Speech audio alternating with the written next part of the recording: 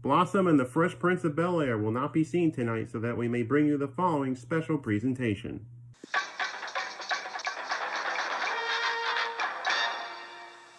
What we're gonna do right here is go back. Way back into time.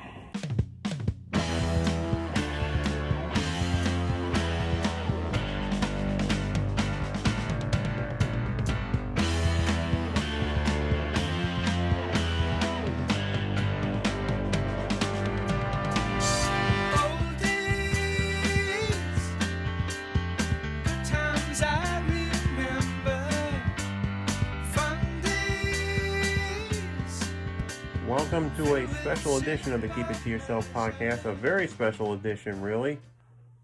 This is an episode that has been 20 years in the making.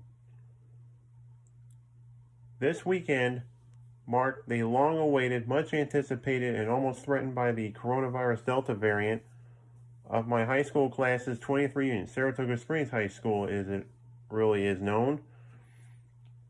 And I'm going to bring about some relevant snippets from the live stream that we did at all the events.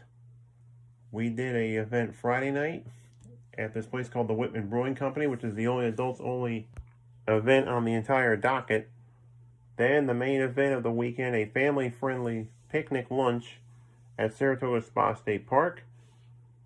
And to cap off the whole weekend, a farewell lunch on the west side of town. Now, these are some snippets from the live stream, as I've already mentioned.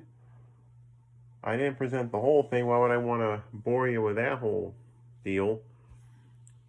And there's a whole different vibe to Saturday and Sunday. So I'm going to speak haltingly and off the cuff. I'm going to let you enjoy this as much as possible, given the departure that I took from this whole thing. So in advance, thanks for listening. I'll talk to you on the other side. Enjoy. Do it live! I'll write it and we'll do it live! Live stream this thing for the podcast. Hey folks, Keep It To Yourself podcast live stream going on. It's a podcast 20 years in the making, as you can see by my name tag, even though it's written backwards on it for some reason. I'm Jason Ball, host of the Keep It To Yourself podcast. And join me right here and now, hopefully going right, is the first of many guests here. Lean in or I'll tilt the camera. Sarah Berger is here. How you doing? Hi there, everybody. All right, so we're just live streaming this thing. Sarah, I'll just flip it over. You get it here. So Sarah Berger is a friend of mine, one of many attendees at this little soiree here at Whitman Brewing. Shout out. And so, Sarah, if you could tell us the origin story of yourself before we get to. I'd just like to say thank you to Jason Bullitt and Jeslyn Bell for organizing this evening and this weekend's events. It was very nice of them to get together and do that. It takes a lot of time and effort to put together an event. So I want to thank them both very much for taking this time to do that. It sure did, man. So, Sarah, as you take another bite of that pizza here, we'll just, we're going to chew down as I ban for time. So, just want to get the origin story. We met in the band back, going back to middle school, if I'm not mistaken. That's right. It sure is, and then we went through high school together. We survived Mr. Jacobson. We survived Mr. Beaubriand. You weren't with us at Disney World, were we? I'm sorry, what was the question? You weren't with us at Disney World, were we? No, I was not. Okay, you missed out on David Martin tearing up in his elbow during Fly the Bumblebee. I mean, I told the story to Justin Charbonneau in the pregame. Or maybe I had I've already shut it down. So, David Martin was going to do the xylophone solo he did on Fly the Bumblebee. We're all doing our thing, and Mr. Beaubriand cues David Martin. He just goes absolutely nuts, starts tearing up like a darn fool, and then the crowd just went wild. You had to have been there. I couldn't hear it. You had to have been there, man. You missed out. I guess I did. All right, so hopefully, there you go right there. So, Sarah, if you could describe what happened after you graduated, where your adventures took you. Oh, okay. Well, after graduation, I went to college. I moved down to Philadelphia. I stayed down there for about 10 years. Went to college, worked, with law school, and then by the time I graduated from law school, we were in the middle of a recession at that time. The economy was not good, and I decided to move home here to Saratoga, where my roots were, to open my practice. And I worked for a law firm in Albany for several years before opening my own. Well, there you go right there, folks. American ingenuity at its finest. Now, could you care to mention where you went to college and law school? I went to Drexel University for undergrad and Villanova for law school. Well, I got to ask this question as someone who lived in Philly for 10 years. Best cheesesteaks, Geno's, Pat's, Smitty's, or Nemo? Jim's. Yeah, especially Pat's and Geno's for the tourists, and one of them, the owners are about racist, so I wouldn't want to be dealing with that racist piker, I'll tell you that much here. It's kind of weird looking yourself here. We're live streaming this thing. Hopefully I'll find a way to record this and put this on the pod. So thanks everybody who's Where are we? We should tell people where we are. we're at Whitman Brewing. We were going to be across the street at the Now. That's where we met each other. Tonight anyway. And we moved it down here because Mother Nature is just absolutely chucking it down outside. I should know because earlier I came down here in a storm. So, Sarah, you probably have some memories of Philadelphia. You were in the jazz ensemble. You continued on with that at Drexel? I did. I played alto saxophone in the jazz band in college. Yep, all through college.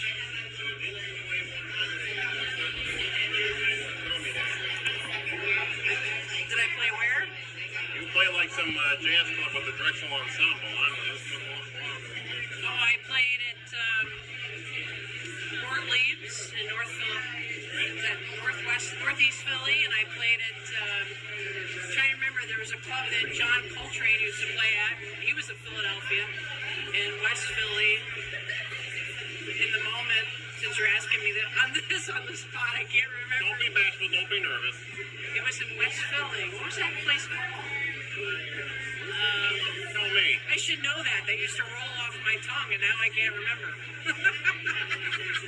Well, there you go right there. All right, well, this is going to be a brief one right here because we have so many people. Grab another beer. All right, well, we'll just wrap it up right. All right, well. Just for the record, sometime later, Sarah came back and the name of that jazz club finally came back to her, but now it's not coming back to me.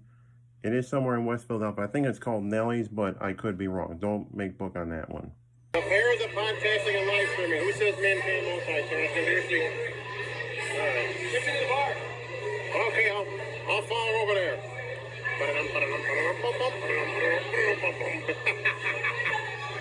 And we have more action here, folks. Follow the bar here, folks. I was going to do we got some more people watching here, man. Look at this. Oh, I just twisted the camera. John Clements is watching. Lindsay Cooper's watching. Marcus Evich. Liz Mulholland. Mark, Danielle, if you can get a babysitter, get your butts down here. Bring the kids. Yeah, we did have a baby in the stroller here early. We saw him go by. Yeah. Well, I'm not sure if... Yeah, so... Guys, while we're settled here, I was in the middle of doing the Sarah Berger interview, but while we're here, folks, on the live stream, I'll find a way to record this on the old kitty pod. Dallas, I think we met 6th grade. That's where I met some of you guys in Maple Avenue. I wasn't in elementary school with any of you books. So, all right, I guess I answered the question then. What a good interview you are, Jerry. So, all right, so Dallas, what you up to now, man? Where'd the road take you between here and Saratoga? I didn't know I was going to get interviews. Guerrilla interviews here. Yeah. Ty Kelly's here, folks. So I was just talking with Dallas here, so cheers. All right, okay. Thank you. I should have asked permission, like no waivers here. So Ty, this guy once ran the Barrel House here, so you must have got it. So that was great times, man, coming to see you. Did Christmas party? About 17 pounds of Christmas cookies. you take it. You love your Christmas cookies. Yeah, that's Ty. That's Tyler Kelly. That's Peter Meisberg. Both. I'm going to take both the wives off camera here and just dolly back. So Tyler, how was it? Somehow Jen's watching 3 times. What, they call us double guns? Sarah, I'll get back to you in just a bit. So Tyler, you went to Sienna. All right, that's Ty. That's Petey. I feel like I'm not gonna make an Elmer Fudd joke. I'm not gonna do that. Okay, so I've had one. The heat got to me today. I was out earlier. This got awkward in a hurry, ladies and gentlemen. So all right, so Petey went. You went to Sienna. Pete went to St. Rose. I was like, you may as well be identical. Okay, so. Man, somehow you and Jen Cano managed to stay a couple, at least I heard. Yeah, Shauna, she's not watching, but Jen Cano.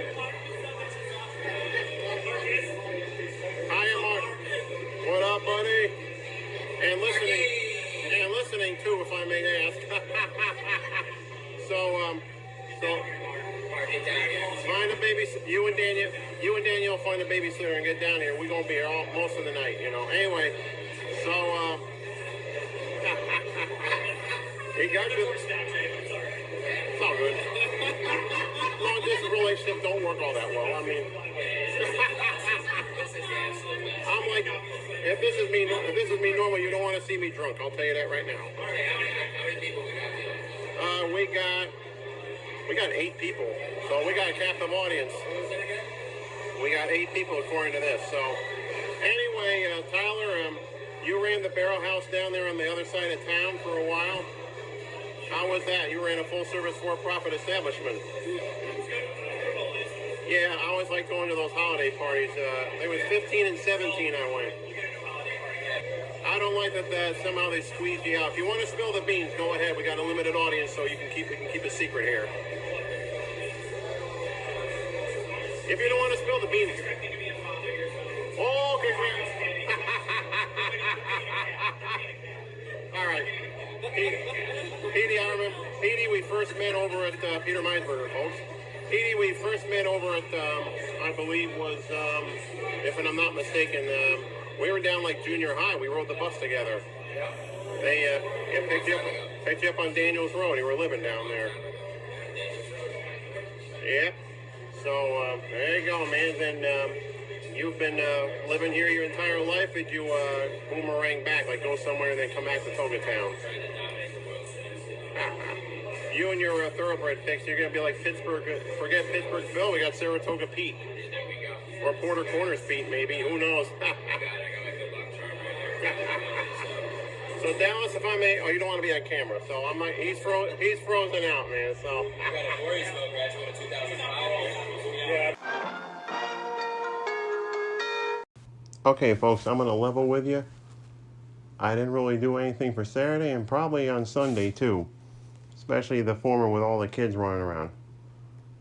I'll give you all the details on the second to next episode of the Old Kitty Pod. That would be episode 133.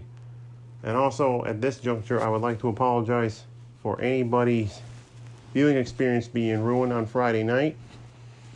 It started out good, but just like the Yankee season, started out with great intentions, but somewhere down the line, the shit show eventually got going as far as audio quality was concerned. Trying to invite some people on, but the quality wasn't there, or they just flat out declined.